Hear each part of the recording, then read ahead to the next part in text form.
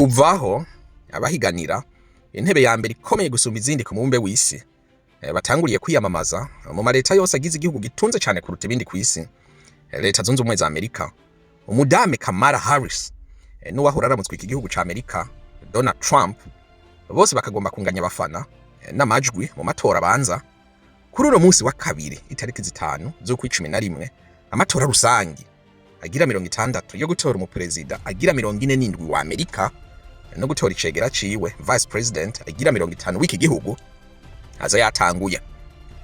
Yaba bitoza the candidates, yaba batora the voters, aba bose bemeza ko aya matora kariyo matora ngira kamaro mu gihe cabo. Bakavuga kandi ko demokarasi n'imibereho ya Amerika biri mu kaga. Amafaranga barigwa muri za miliyari yaratanzwe kwisekeza ryo kwiyamamaza n'imikino bitagira ingano. Ngo nta gihe na kimwe mu mateka ya Amerika hari bwabisekeza ryo kwiyamamaza mu bimenyesha makuru, kuri televiziyo, kuri internet na za social media nk'aya matora. Intebe zose uko ari 435 z'inzu y'abashinga amateka House of Representatives n'intebe 34 mu ntebe 100 z'abakenguza amateka the Senate zirahiganirwa. Aba nibo bahitamwo abagize kongere y'119 ya Amerika. Amatora yo mu ntara y'abategetsi baza leta 13 n'izindi leta nyinshi araza kuba kuri uyu munsi nyene wa kabiri. Abatora mu mareta 41 baraza kwihweza imigambi y'amatora igera mu 159.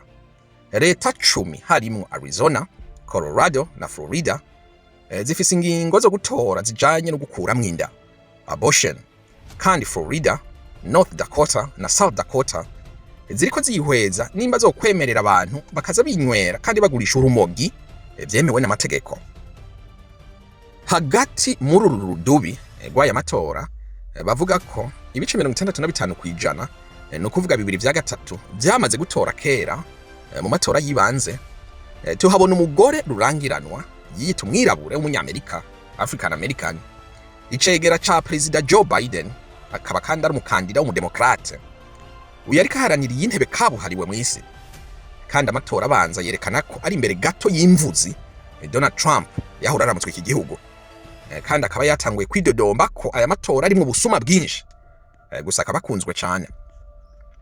Kamala Haris ashigikiwe cyane muri aya matora n'abakire babahegwe benshi gusumba Trump. Abakire, ababilionaire 83 baramushigikiye gusumba 52 bari nyuma ya Trump, kandi aba bose bamenye amahera atagira ingano kugira uwo bari nyuma atsinda aya matora.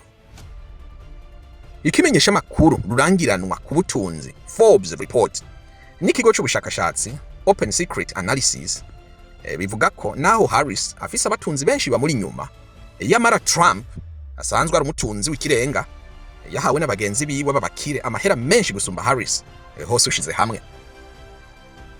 Ariko koko uyu Harris Kamala ninde? Uyu mudame w'umwiraburakazi yisanze mu iki kibanza gute? Ese hoho nivyo n'umwirabure ko harabavuga ko atari we? Ariko ko karaza gutsinda amatora. Menya byinshi utamenye kuri uno mugore agira yandika amateka. Jewe ndi seti iyi kabada mega mind. Muhawe ikaze. Mu kwa mbere ku 2021 Kamala Haris yabaye icegera ca president kigira 49 ca Amerika ku butegetsi bw'umudemokrate Joe Biden. Ni nawe yabaye vice president w'umugore mu mateka y'iki gihugu, akaba umwirabura wa mbere w'amamuko yo muri Aziya yagiye mu y'intebe. Yaserukira leta ya California muri Sena ya Amerika kuva mu 2017 gushika mu 2021, kandi ni nawo yari umuvugizi mukuru mu mategeko the Attorney General w'intara kuva 2011 gushika 2017.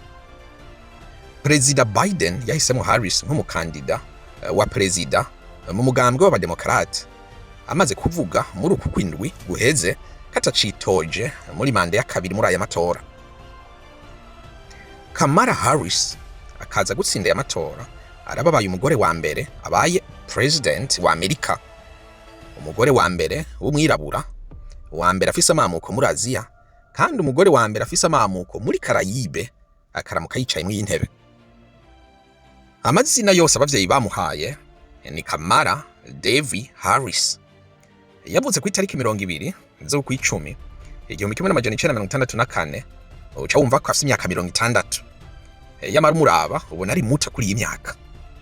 Avukira Oakland muri leta ya California. Umwana w'imfura w'umugabo w'umwirabura, umunyabwenge, scholar, yize araminuza, umuhinga mu by'ubutunzi, economist, Donald J. Harris. Yaje muri Leta Zunze Ubumwe za Amerika mu 1961 avuye muri Jamaica muri Caraïbe ku mugabane wa Amerika y'Amajepfo. Na nyina muvyara Shaimala Gopalan nawe nyene ni umunyabwenge w'umuskora, yize araminuza, umuhinga mu by'ibinyabuzima, biologist. Yaje muri Amerika mu 1958 avuye mu Buhindi. Abavyeyi bompi bize ku kigo kimwe ca University of California i Berkeley, ni naho bahuriye. Se Donald Harris yahavuye aja kuri University rutura ya Stanford. Aha yahandikiye amateka, abo mwirabura wa mbere hawa akazi gahoraho kuri iki kigo. Aba bavyeyi ba Kamala bahuriye kuri ino University ya California nk'abanyeshuri bahurikiye muco bita umugwi w'abanyeshuri babirabura, the Black Student Group. Mu 1962 Harris yari umunyeshuri w'ubuganga, doctoral student mu by'ubutunzi.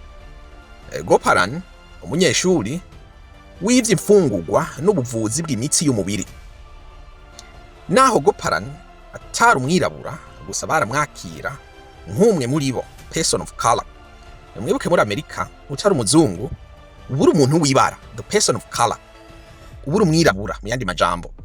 Kandi ngo yaranezerwa cyane n'ibyavugirwa mu nama z'uyu mugwi w'abirabura. Vuba uyu mwigeme n'uyu musore bahavuye baba bakomeye mu muhari waharanira uburenganzira bw'abirabura kuri iryo shuri.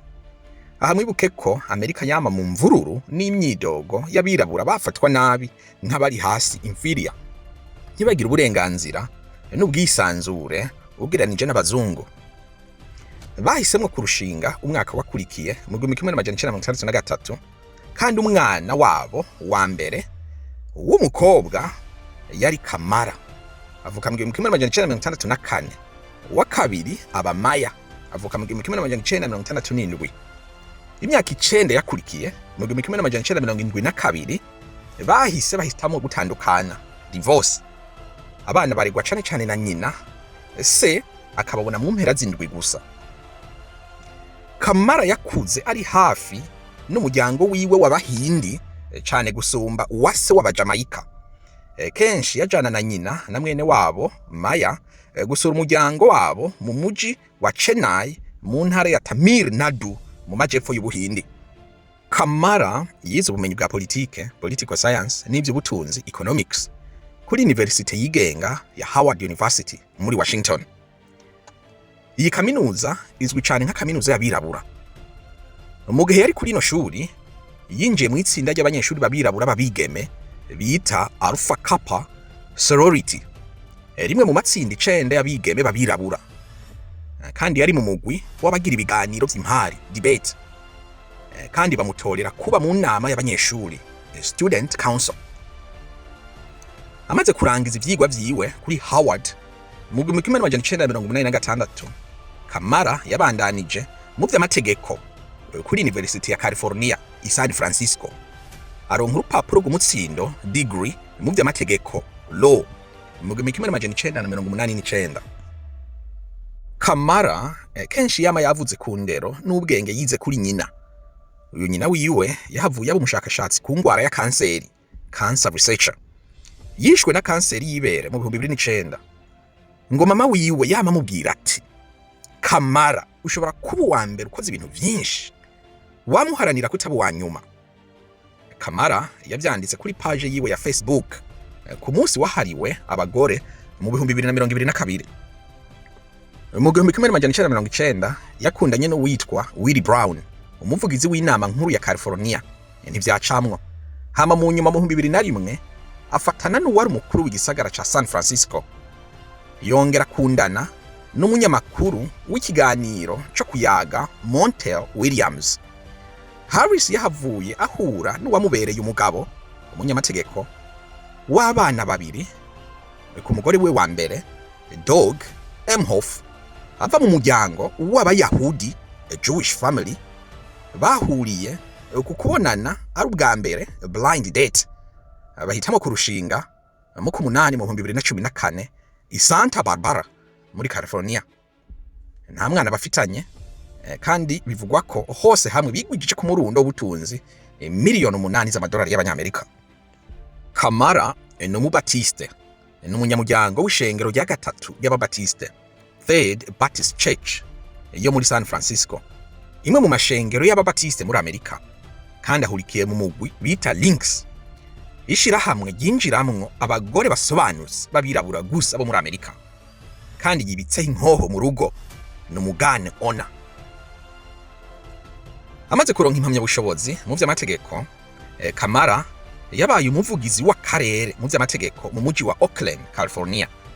Bimuha kumenyekana nk'umunyamategeko adatinya w'inkomezi, kuko yakurikirana imanza zitera abandi ubwoba z'abanyagikenye, gangsters, abacuruzi biyayuramutwe, drug trafficking, no guhohotera mu vy'igitsina, sexual abuse.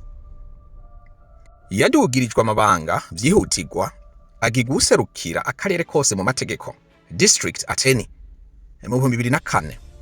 Mu 2010 bigoranye yatsinze ku matora yo kuba uvugira mu mategeko mukuru leta yose ya California, kwijwi rimwe gusa yasumbije uwo bahangana. Ubwo nyene ahitaba umugore wa mbere w'umwirabura wa mbere afashe ico kibanza. Amaze gufata uwo mwanya umwaka wakurikiye, yerekanye ubushobozi n'ubwenge bw'intashikirwa mu kazi, atitayeho igisura c'abamukurira mu butegetsi bwa Barack Obama. Mu ngingo zimwe na zimwe vyaboneka ko ziriko zihohotera agateka ka muntu, nk'amasosiyete agurana abantu mu kugura amazu, bakuriza inyungu uko bishakiye, agateka kazi na mugore gukorora inda uvyishakiye, n'abaryamana bahuje ibitsina. Ibi Haris yarabigwaniye. Mu 2012 Kamala amaze kuvuga ijambo ry'intashikirwa mu nama rukokoma y'abademokrate ku rwego rw'igihugu, yahise yamamara cyane igihugu cyose. Bamaze kubona mu mugambwe katari umuntu asanzwe, bahise bamuha umwanya wo kwitoza kumukenguza amateka, senator, umwanya wari usanzwe urimwo umudame yitwa Baraba Boxer, yariko yegereza kuja mu karuhuko k'izabukuru. Amaze kuvuga ko hoba ihinduka kubijanye n'abimukira n'ivyo butungane ku nkozi z'ibibi, iyongera ry'agashahara ku bakozi n'uburenganzira mu vyo kuvyara ku bagore, yahise atsindira uwo mwanya vyoroshe.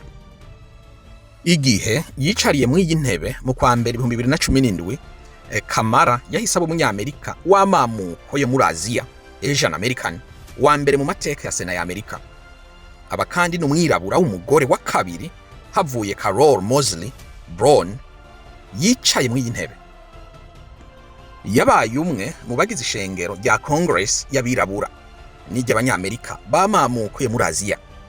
Akora kandi mu kanama ka komite y'ivy'iperereza, intelligence n'ubutungane, judiciary. Kamala yaranditse aranasohora igitabo kijanye n'ivyiyumviro vyiwe, memoir, yise ukuri twumyeko, the truth we hold. Vuba amaze kugisohora acatangaza ko agiye kwitoreza umwanya w'abademokrate wo guhiganirwa kuba perezida w'igihugu mu matora y'u 2020, mu kw'icenda 2019 mu guhiganwa na mugenzi wo mu demokrate Biden amurusha imigambi irashe, aba niwe wegukana. Kamala yemera ko atsinzwe, ariko arahira ko bidahereye aho kazosubira kandi ubutaha. Mu mvururu zakurikiye iyicwa ry'umwirabura George Floyd mu kwa gatanu 2020, yishwe n'umupolisi w'umuzungu, Kamala yabaye mu bambere bavugira kandi baharanira ihinduka ry'ubutungane mu gihugu. Bituma yamamara arakundwa cyane mu birabura, anahosha n'abahora bamunegura bamwagiriza kuko batakoze bikwiye akiri umuvugizi mukuru mu vy'amategeko, inginkozi zibibi zihohotera uburenganzira bw'abirabura ngo zihanwe. Uko akarenganyo gashingiye ku ruhu kagumye kaba ikibazo mu gihugu, abademokrate benshi basabye ko wari yatorewe guhagararira abademokrate mu kwitoreza umwanya wa perezida, bwana Joe Biden, ko yotora umugore w'umwirabura w'umudemokrate nk'icegera ciwe mu matora kugira vyerekane isura nziza kandi bitanga amahirwe menshi yo gutsinda amatora. Biden ahitamwo Haris mu kumunani k'uwo mwaka. Haris ababaye umugore wa mbere w'umwirabura abonetse ku ikarata yo gutora mu matora rusangi ya Amerika. Mu kwa-11 aba umugore wa mbere w'umwirabura atorewe kuba icegera ca perezida mu mateka ya Amerika. Igihe cose Haris yamavuga abandi bagore babirabura b'intwari babaye akarorero keza n'imboneza mu bandi nka Sherry Chisholm, umugore wa mbere w'umwirabura muri Kongere ya Amerika. Yaranaharaniye kuba perezida. Yapfuye mu 1972. Haris yavuze ati, Chisholm anyibutsa bimwe mu vyo mama wanje yahora avuga, aho yakunda kugira ati, ntukemerere ku muntu akubwira icurico, ni wowe ahubwo ubibwira, ngo ni intwari y'abirabura bose. Kuvaho Perezida Biden ahebeye kwitoza mu matora y'umwaka, ahubwo agahitamwo Haris. Haris yaragize ati, mw'izina ry'abanyamerika ndashimiye Joe Biden ku butwari bwiwe nka perezida w'igihugu cAmerica n'imyaka yose y'ubwitange ku gihugu. Ntewe iteka ridasanzwe ryo guhitamwo na perezida, kandi ico ngamije ni gutsinda aya matora. Mu matora yakurikiye y'ihuriro rikuru ry'abagize umugambwe w'abademokrate ku itariki 5 z'ukumunani, Haris yatowe ku bice 99%. Bimwe mu vyo Kamala ashira imbere mu migambi n'ivyo ategekanya yemerera bene gihugu no kugabanya ibibazo Amerika ifise vy'abimukira binjira baturutse muri Amerika Latine ku mupaka na Mexique, uburenganzira bwo gutora, abagore gukuramwo inda vyemewe n'amategeko mu gihe babishaka, abortion, ibi mwibuke birabujijwe mu leta menshi muri Amerika, guteza imbere ubutunzi bw'igihugu buhagaze nabubu, kugwanya ubushomeri, kugabanya amakori, intambara ya Ukraine n'Uburusiya aho yarahiye gushigikira Ukraine na NATO hasi no hejuru, no guhosha imvururu zama hagati ya Israel na Palestine. Aha akabashigikiye ishigwako rya leta zibiri zigenga, two state solution, amagara meza n'ivugwa ku buntu kuri bose n'ibindi. Haris abaye umugore w'umwirabura wa mbere n'umunyamerika w'amamuko yo muri Aziya atowe n'umugambwe munini kuserukira mu matora y'umukuru w'igihugu, kandi yahisemwo Tim Walz, buramatare w'intara ya Minnesota, kubicegera ciwe vice president muri aya matora. Ese araza gutsinda aya matora? Araza kuko kwandika amateka nkuko mama we yahora bimubwira, canke Trump aragaruka ku butegetsi? Ese yaba Kamala na Trump ninde yogira kamaro kwisi cyane cyane muri Afrika? Bandanye ukurikire The Mega Mind mu gihe twihweza neza bino bibazo, kandi aho hasi handitse subscribe kugira ntuzocikwe ibindi biganiro bije. Jewe ndi seti kuri The Mega Mind, naho butaha. Ciao.